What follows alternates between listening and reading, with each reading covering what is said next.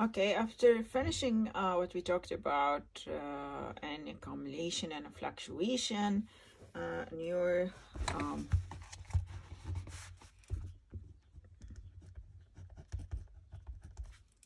there is number of doses required to, let me fix the cam first. Okay, so number of doses required to have certain fraction of a steady state. And again, it's similar to whatever you know as a concept, but here we need to do it as math-wise.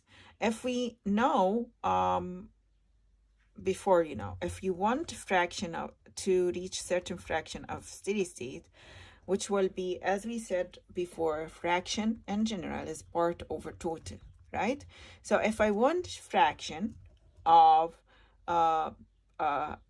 as constant in terms of concentration to reach certain percentage of the steady state, can I determine this? And I need something that is part over total. So I will have it in terms of concentration. Okay, so if we have it at certain time, and let's say that I'm talking about nth dose, what will be my maximum? Infinity. And we can have this and we can have this as equation wise, right? This is my whole equation. Test ratio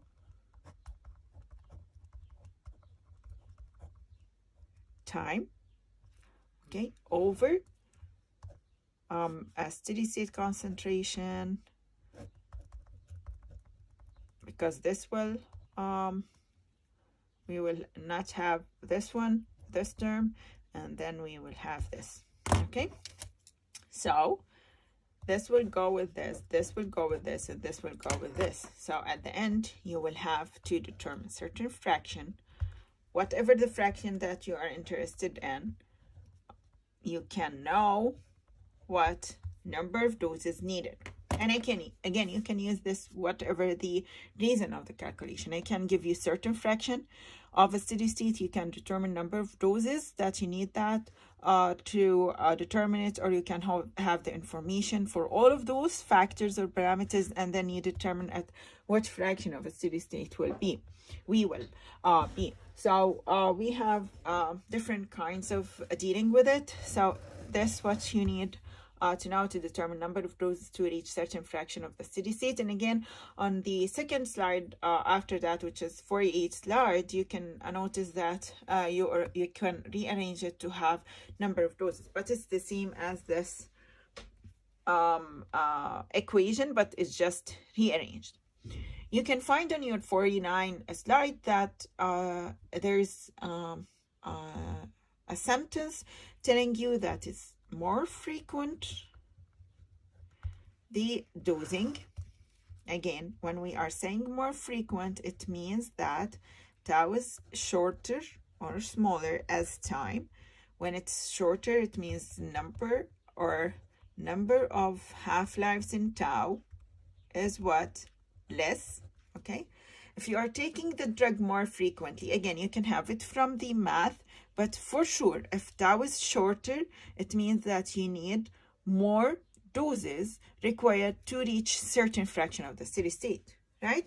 So number of doses, again, notice that this is number of doses or nth doses that we have compared to this, which is number of half-life that we have. So again, as you have shorter tau, you will need more doses to reach certain fraction of a steady state. And the opposite is right too. If larger or longer the tau, it means the less number of doses that you need to reach certain fraction of the steady state. Okay, and as you know already from similar to whatever we know from elimination for the IV bolus, or whatever we have in steady state for IV infusion, you have 90%, 95%, and 99%, 33.2, and 4.32, and 6.65. This is number of half-lives that you need to reach certain fraction of the steady state. And again, this is not as a fraction, it's as a percentage. Okay, so as see the numbers are the same, as you know, because we are talking about first order kinetic and you need to know those numbers. And again, you can use this, okay, to determine whatever that you need. And again, I can have this in terms of a number of half-lives for sure, right? As we said earlier. Let me use another color. Okay, 1 n, and this will be 0.693 multiplied to n. Okay,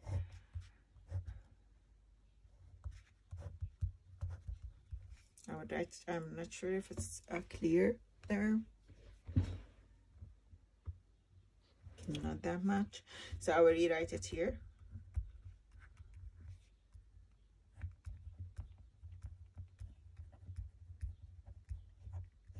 Okay,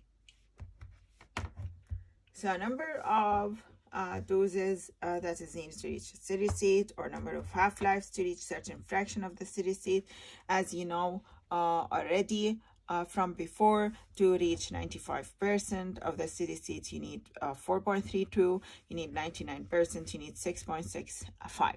And again, it's very important to know that to reach a steady state, it's independent on the, which is the note that you have on slide number 51. I should have used narrated PowerPoint for this part, but it's fine. When you have fraction of to reach certain fraction, a fraction of steady state, certain fraction of steady state that is equal n multiplied to k to tau, if you need time to reach certain fraction of the steady state, it will be equal to, again, it's just the arrangement of whatever that you have, okay, minus fraction half-life. You can notice from this equation that to determine time to reach certain fraction of the steady state, such as we said, 4.32 or 6.65, it depends only, time to reach certain fraction of the steady state, it's only dependent on what? Half-life, or k, or the elimination of the drug. Similar to whatever we know from the infusion, to reach the steady state, we said that it's dependent on the half-life of the drug, or k of the drug, not the r, right? It wasn't dependent on r, time to reach the steady state. R was changing the concentration, but not time to reach the steady state. Similar kind of thing. Time to reach fraction of a steady state, it's dependent only on a half-life or a k. It's independent on number of doses, okay? Because number of doses, as we said here,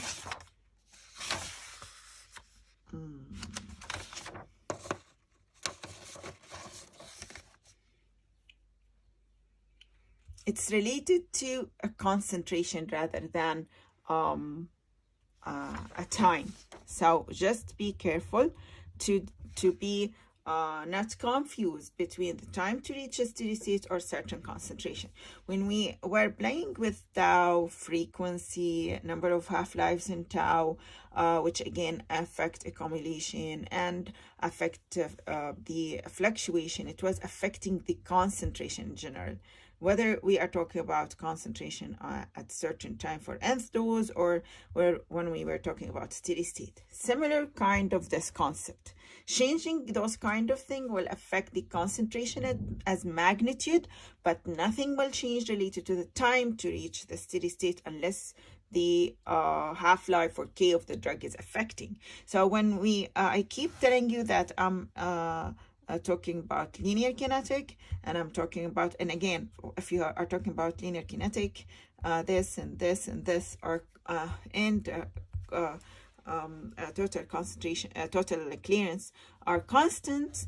So accordingly, I'm considering that k is not changing, right?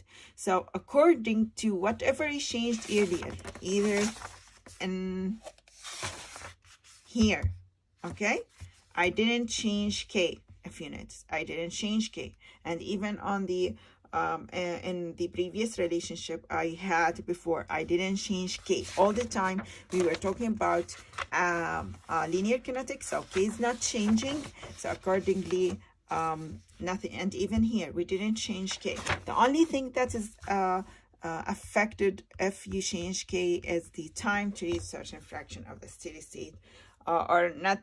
No, it's the opposite actually. The only thing that would affect the time to reach the steady state is just only changing K. And you can think about it if it's the relationship. I have it already on your slide, but you can think about it. What would be the effect of the half-life of K on the time to reach the steady state? And you can think about it with pure common sense to determine it, as we did with tau.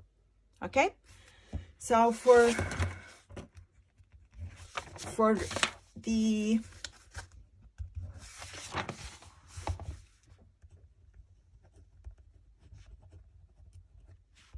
similar to the idea that we had before about loading dose and IV infusion, if you remember, we had this, right? And we said that to reach the steady state, we need to wait certain time, right? Whatever we are talking about, true or practical steady state. And we need to reach a steady state to be on the concentration that we are interested in, or our target concentration. Okay, so if we are in a critical situation, we took loading dose either by IV infusion or IV bolus. Similar kind of thing when we are talking, this is infusion, and similar kind of thing if we are talking about what? Multiple doses. So in multiple doses, we take different doses before we reach the steady state. And again, at steady state are the concentration that I'm interested in, the maximum or minimum, because the target concentration that I'm interested in, it is there at that time. So if you think about it, if this is my therapeutic window, I need to reach this concentration, which is again time to reach the steady state, as soon as I can. In critical situation, we can't do that, so we can't wait. So we need to take a loading dose. So again, we will take loading dose. We know the concept out of it. As I said, I need to reach the steady state, the maintenance. Now, as we have loading dose, this will be, as we had in an infusion, this will be loading with L, and this will be called by default your maintenance dose. Okay, so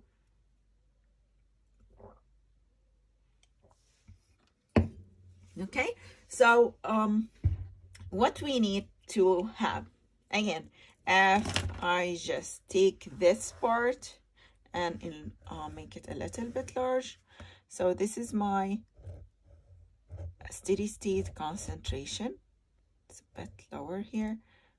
Okay, so this is the steady state concentration. I have C max, which is the same for all doses at steady state, and C, again, C minimum. Let's make it a little bit steady state, and C max at steady state. Okay, what I need to have if we are talking about loading dose, think about it. I need to take loading dose using IV bolus. So I need to take this. And again, we have so many conditions or possible scenarios if we are talking about loading dose, similar to whatever we have when we were talking about IV infusion. Okay, but again, our target is to reach the steady state of my maintenance dose, right? So I need something that gives me the concentration of the steady state concentration of the maintenance. But I have maximum and I have minimum. So what I need to do, just think about it. You need to have your loading dose concentration maximum equals, I need this to be equal to what? Maximum of my maintenance dose, or my CB minimum of loading dose equals minimum of maintenance dose. I need this to be equal to this concentration. This to do what? To reach steady state concentration directly. Okay, similar to the idea when we said if the X loading equals R over K in here, this is the case. Okay, again, and I will not ask you about any other thing rather than this. Okay, let's do, so we have this or that. The results of this or that will be the same, and I will do both of them for you. Okay, so when we are talking, I need to determine what is the loading dose, right? That's what I will do. So what is the case if we have maximum loading that I needed to be equal to maximum maintenance. And again, maximum at what? At steady state. I'm sure if I wrote it, yes, this is at steady state for maintenance for sure. I just messed it here. Okay, here, go. This will be equal to, let's do it here first, your maximum for loading. And again, you will deal with the loading as single dose. Your maximum will be CB naught for loading multiplied to E. This is the total concentration, okay? But when you are talking about maximum, this will be at time equals 0. So it will be CB naught for loading, which is equal over VD, right? This is your loading dose concentration.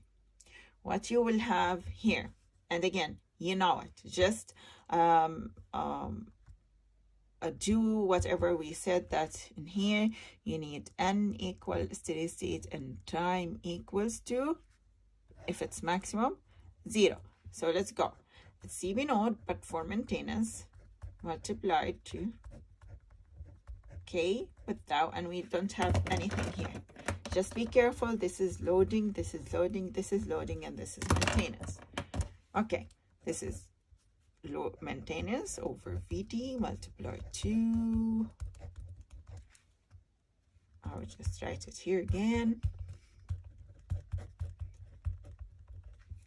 And again, just be careful. This is maintenance, this is maintenance. Okay, again, we are talking about first order kinetic. This is constant.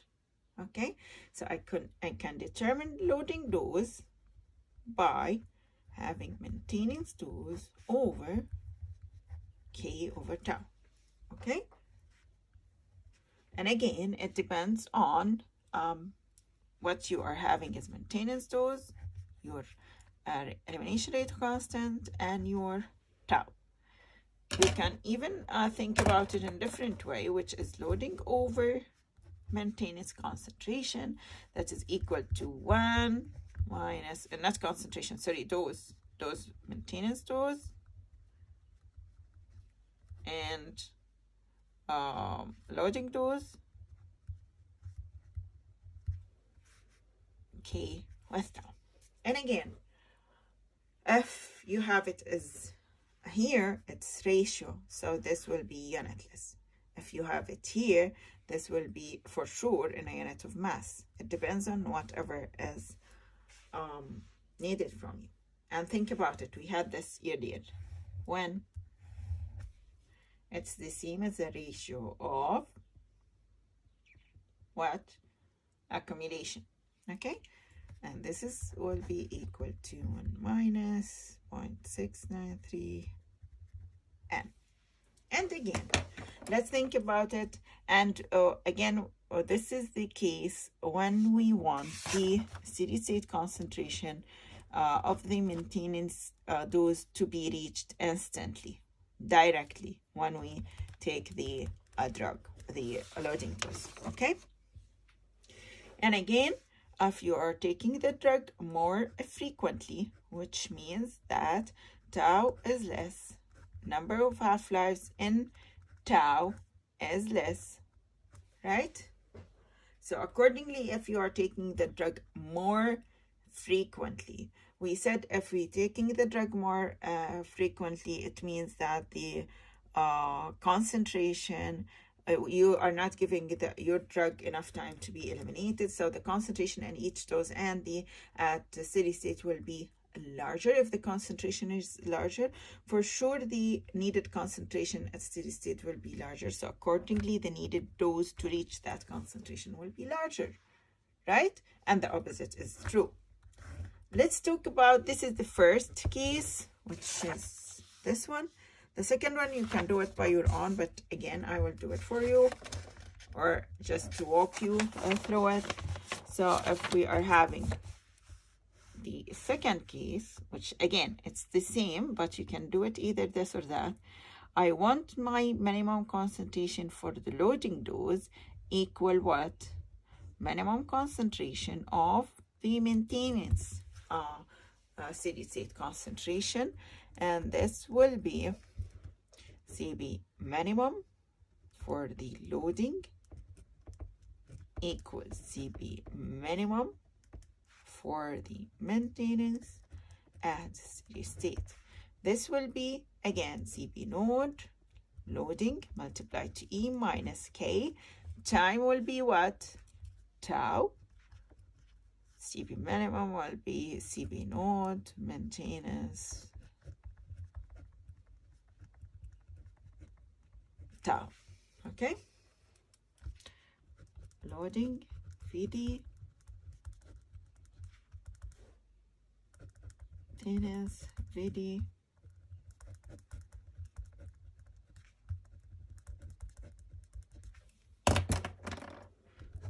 this will go with this will go with this, and you will end up by loading over maintenance equals 1, which is the same as you had earlier. So you can have it again. This is to reach the maximum concentration or the steady state concentration directly after the administration of the loading dose. Okay, so it's the same as what you have already